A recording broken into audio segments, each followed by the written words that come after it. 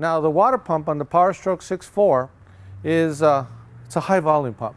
And in this case, we're moving 80 plus gallons a minute at about 2,000, 3,000 RPM. I don't know the exact spec, but we're moving some serious volume of coolant.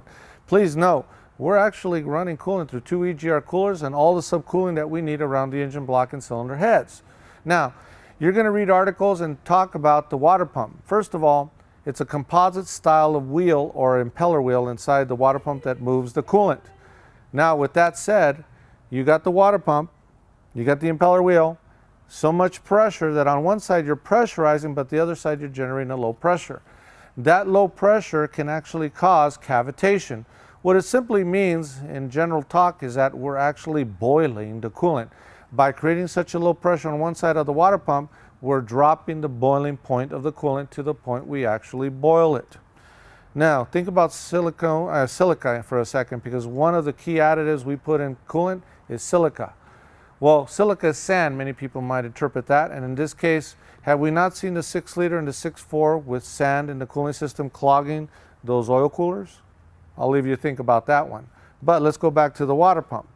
Cavitation is going to eat away at metal because of the pulsations generated by the boiling of that coolant. In other words, a change in state is occurring, going from a liquid to a vapor. Now, at that point, the water pump is causing that. Now, you're going to see that Ford will sell you a coolant additive, the VC additive. Please note, the VC additive does not get rid of the cavitation. It's just a coating to prevent further damage to the metal, especially at the front cover behind the water pump. I don't care if you use a stainless steel impeller or a composite impeller, cavitation is going to eat away at either type of wheel. There's nothing really we can do to prevent it because it's all inherent in design and how it was made. The narrow passages will cause this low pressure. So in essence, just make sure you have a air-free system. Make sure you use the coating, drop it into the coolant, and again, fill it up properly, because at that point, there's nothing more you can do about cavitation. It is designed into the system. Lastly is electrolysis.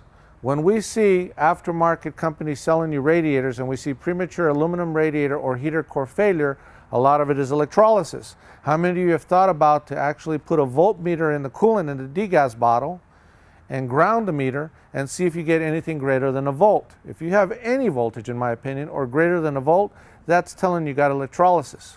Flushing the coolant will not fix it. The way to fix it is to ground the block, literally put ground straps from the block to the actual chassis.